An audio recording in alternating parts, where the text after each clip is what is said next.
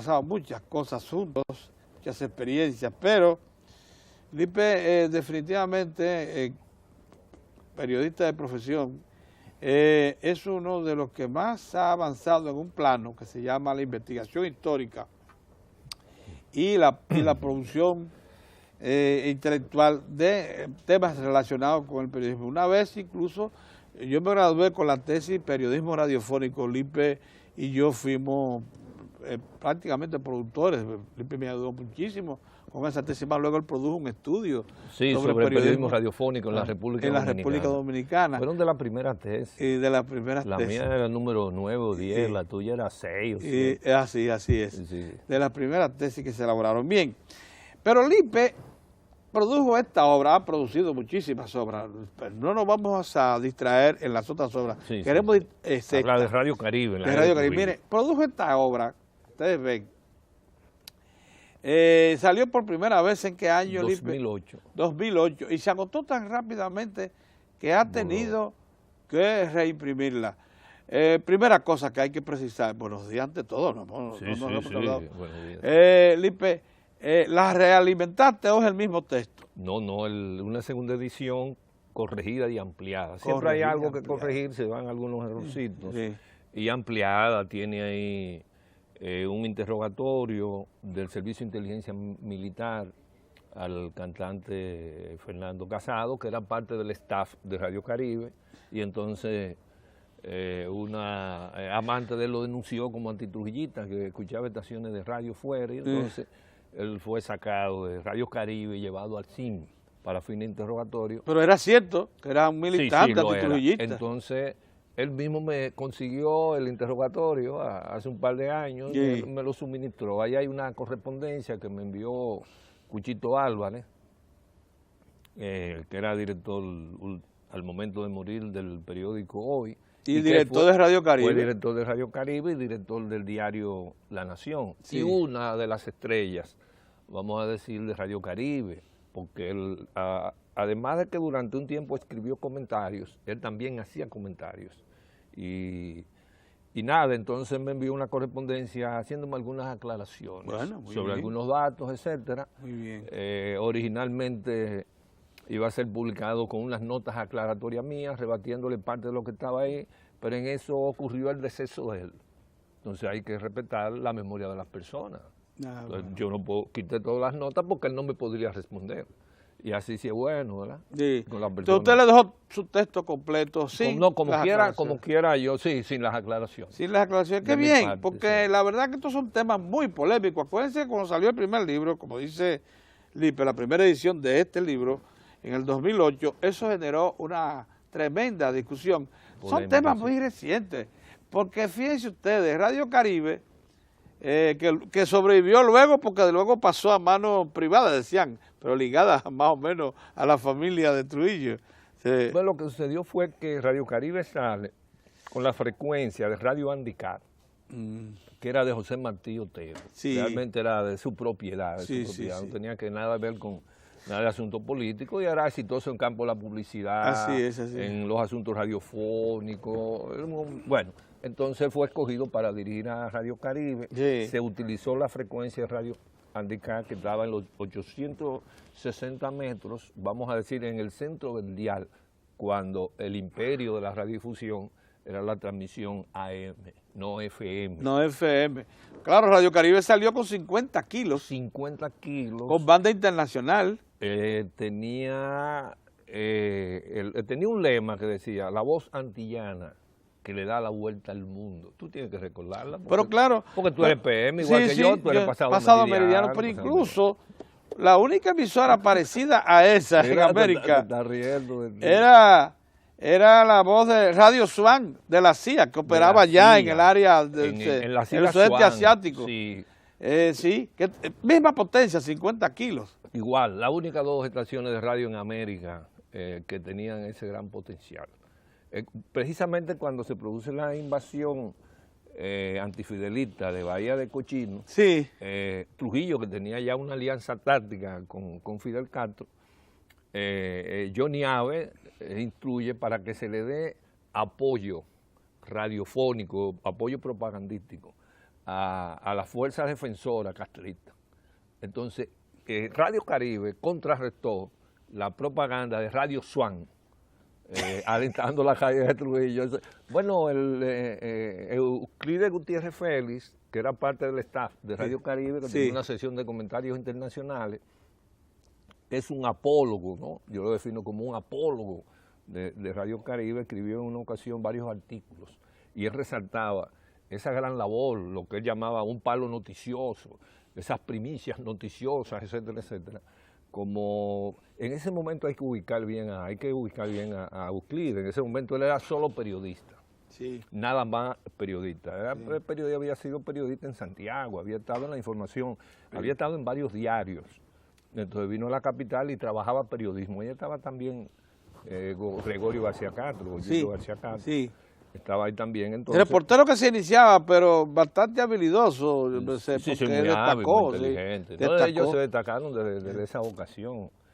Entonces, pero a Euclides le quedó, él siempre resalta las calidades de Radio Caribe, dice que nunca se ha hecho un periodismo como aquel, etcétera. Y yo le rebato esos criterios de una forma conceptuosa. Curiosamente yo digo, él se ha sentido muy bien tratado, por no decir muy bien maltratado. De luego yo le reconozco su característica, su cualidad. Es un trabajo de carácter académico, no es nada que tenga que ver con lo personal. Él lo ha dicho varias veces, reconoce el valor del trabajo. Lo que tú lo has comprobado, lo que pasa es que el relato histórico de temas recientes siempre son polémicos. Desde luego, porque hay muchos sobrevivientes de esa época que tienen su propia visión. Correcto. Y el investigador, como quiera que sea, es subjetivo en algún momento de la investigación. No es absolutamente objetivo. Y porque tiene que aplicar un poco lo que es la extrapolación. No puede serlo, porque tiene que hacer trabajo de interpretación. De interpretación. Lo que debe ser objetivo lo que usted pone ahí. Usted tiene que poner la documentación de donde usted hace la interpretación. Debe estar ahí. Hay que recordarle a unos e informarle a otros que Radio Caribe se constituyó en la principal estación de radio. Surgió como... ¿En qué año surge? Sale al aire el sábado 23 de julio de 1960.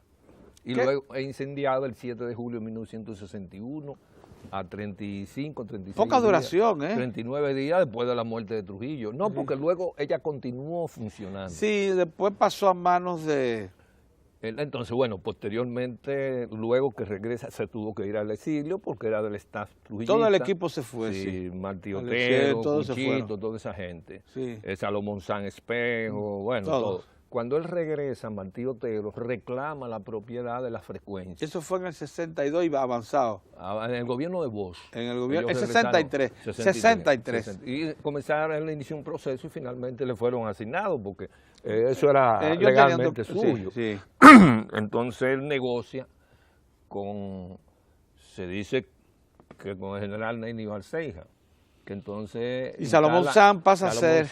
y crean a Radio Clarín. Clarín. Radio Clarín sale al aire con esa frecuencia de los 860 metros en el centro del diario. Los equipos dañaron todo por el incendio. Sí, fueron. Lo que quedó disponible fue la frecuencia. No todo, porque hay una parte, la parte que tenía que ver con las propiedades de antenas. La que retransmitían. Las estaciones de retransmisión. Tú sabes que Radio Caribe transmitía, además del español, en inglés, en francés, en italiano, en alemán y también en creol.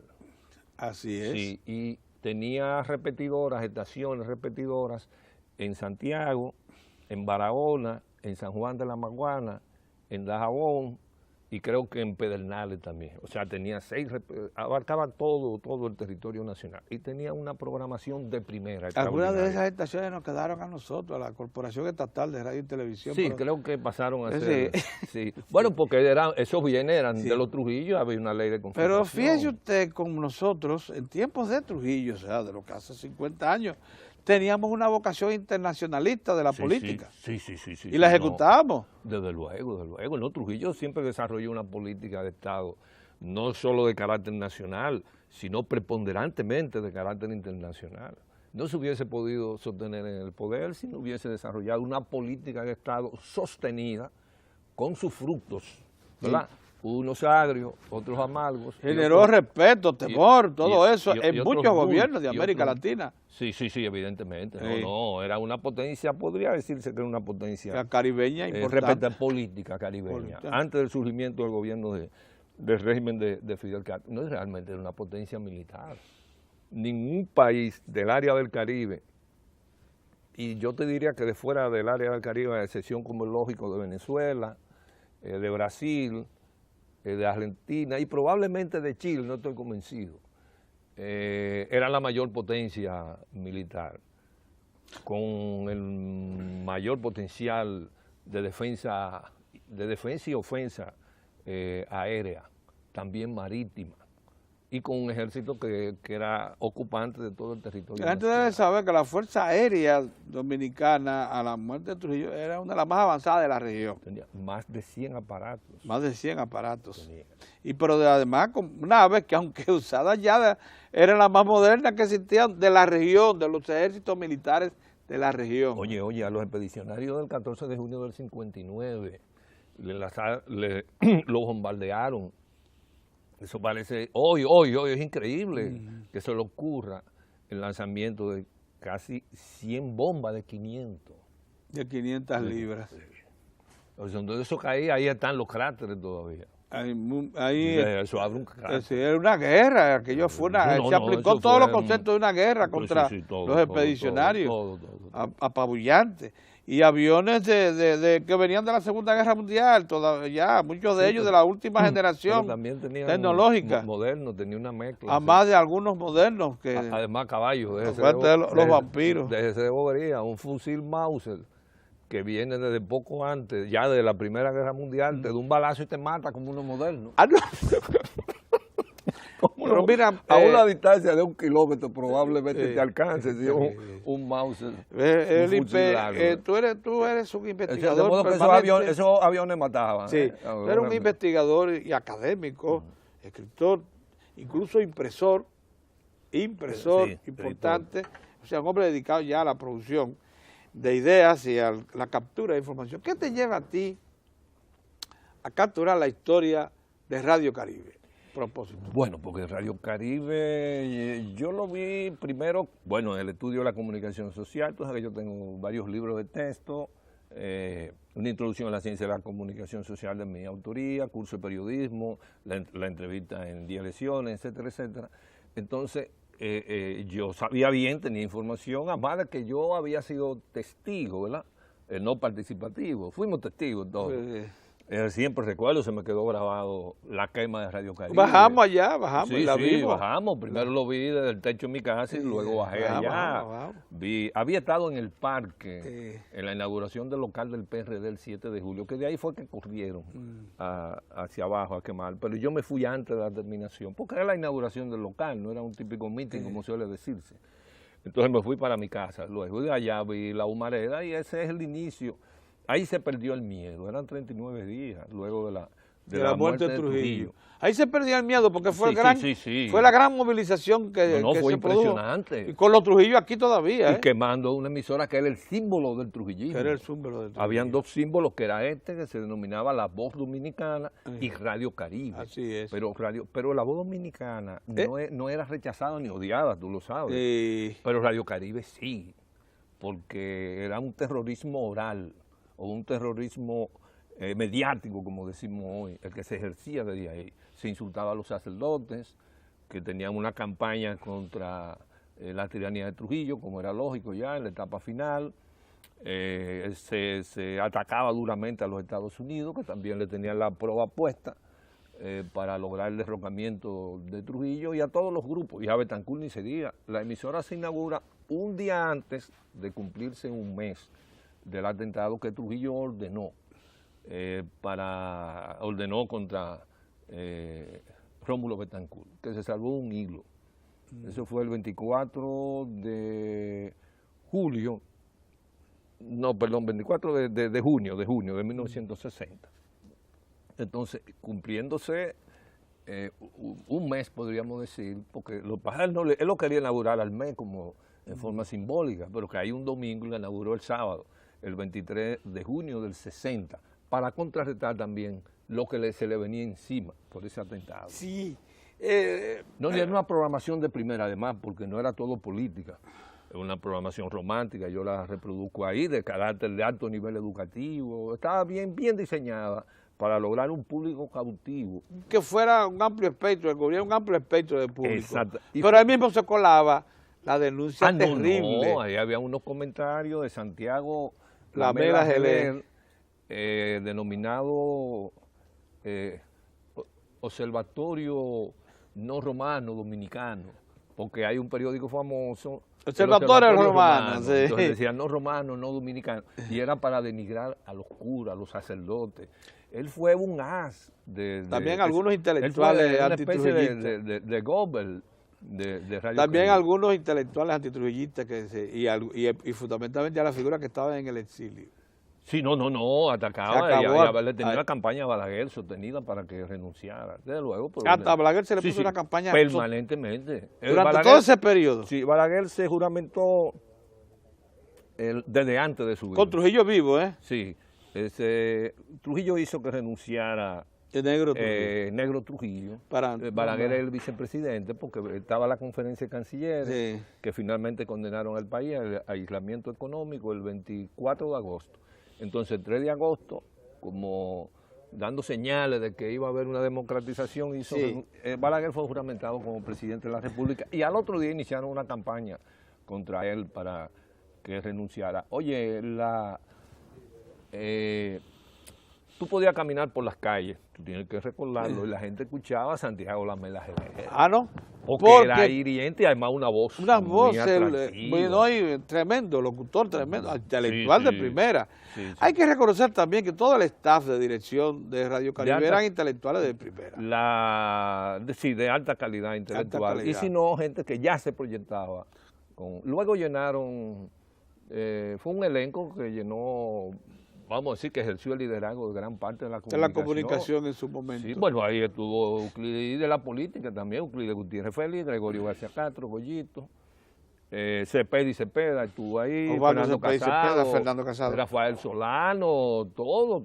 Porque era una mezcla, también había servicios culturales, había... gente que trabajaba ahí, era su medio de vida, había una participación activa, de respaldo, vamos a decir, al aspecto político que había allí, porque ahí se daban espectáculos. Mucha de esa gente se incorporó a la vida nacional como de manera natural, o sea, normal, el tránsito. No, pero además todos tuvieron como característica, yo lo digo en el libro, que ninguno ponía en su currículum haber laborado en Radio Caribe, porque Radio Caribe quedó como una mancha. Una mancha indeleble. Precisamente... Euclides Gutiérrez Félix me envió una correspondencia. Él me llamó primero explicándome que él sí lo ponía en su currículum y me lo envió el currículum. Y vi que lo que estaba ahí puesto y yo lo digo ahí. Digo, bueno, pero hay que creerle. Porque imagínate, un individuo de una vida pública confrontacional, ¿verdad? Que es como un libro abierto. Mira, no hay por qué negarle que algo que parece una mancha... Mira, han salido a relucir en estos días, cuando tú reparas acerca del comportamiento histórico y la consolidación de lo que es el Estado Dominicano, que todos sabemos que ha venido procesándose por etapas, desde la independencia hasta hoy. Sí, un proceso. Es más, esta política migratoria que tenemos hoy, ya clara, muy clara, hace 100 años que no se conformaba en los términos que se ha conformado, para que tengamos una idea. Pero miren, una cosa que yo resaltaba, usted ve eso de Boca Cachón, en la población esa que están, y otras más, eso lo hizo Trujillo también en 1940. Elías Piña, Dajabón, Jimaní, eran sitios excepcionalmente bien habilitados, con servicios básicos de primera. Se llamaba la política de colonización. Elías Piña, eso que usted ve hoy, eso que usted conoció recientemente, abandonado, con calles que ya no, ni siquiera, era una tacita de oro. Y era el sitio incluso de preferencia de Trujillo para pasar vacaciones. Muchos de esos lugares. Claro, en esos sitios había cultivos importantes como el del maní y otros que se ubicaron, y allí entonces los establecimientos humanos dominicanos vivían dignamente, mucho mejor. Sí, pero más o menos.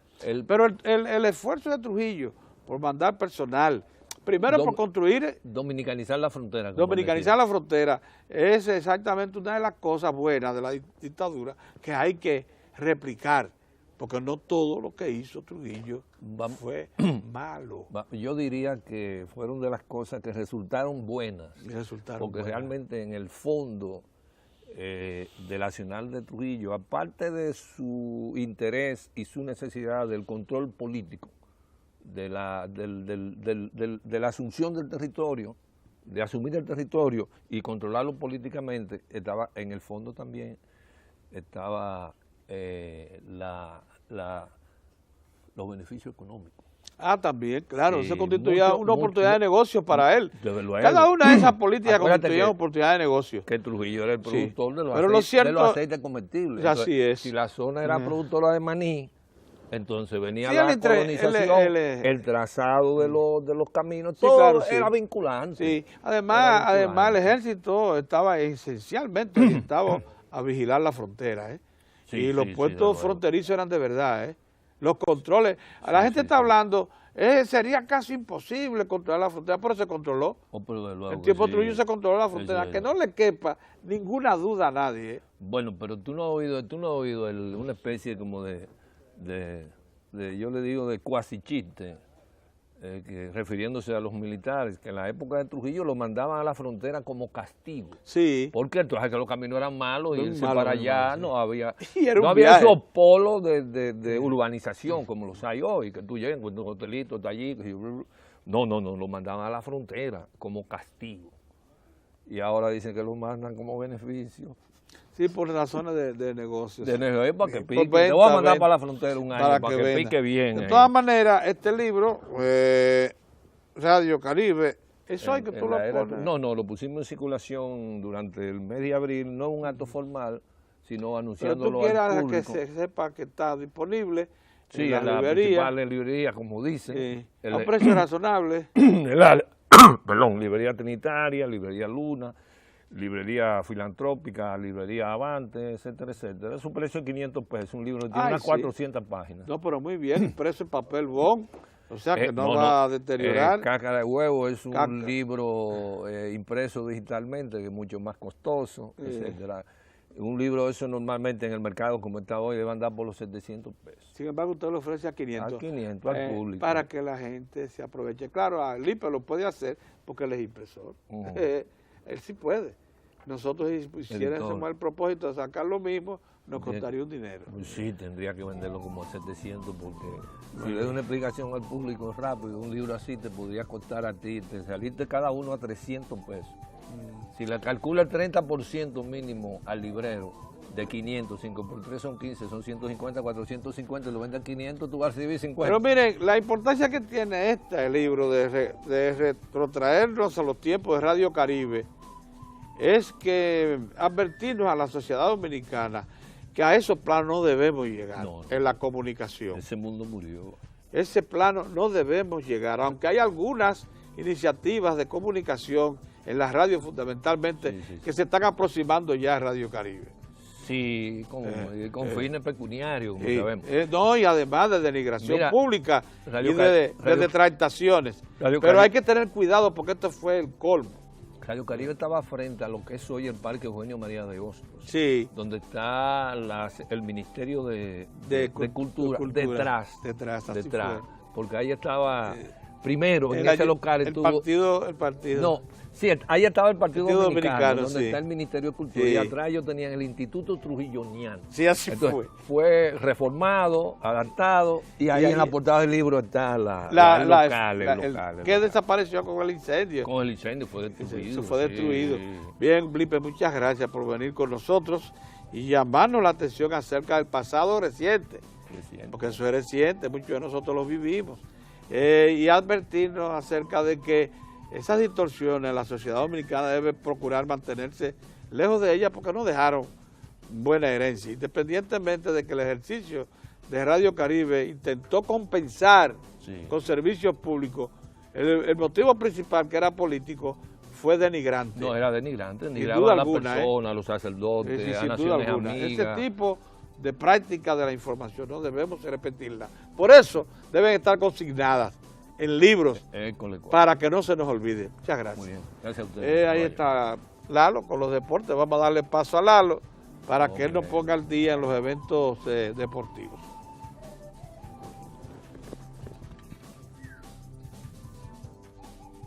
Hola, hola, hola, así es.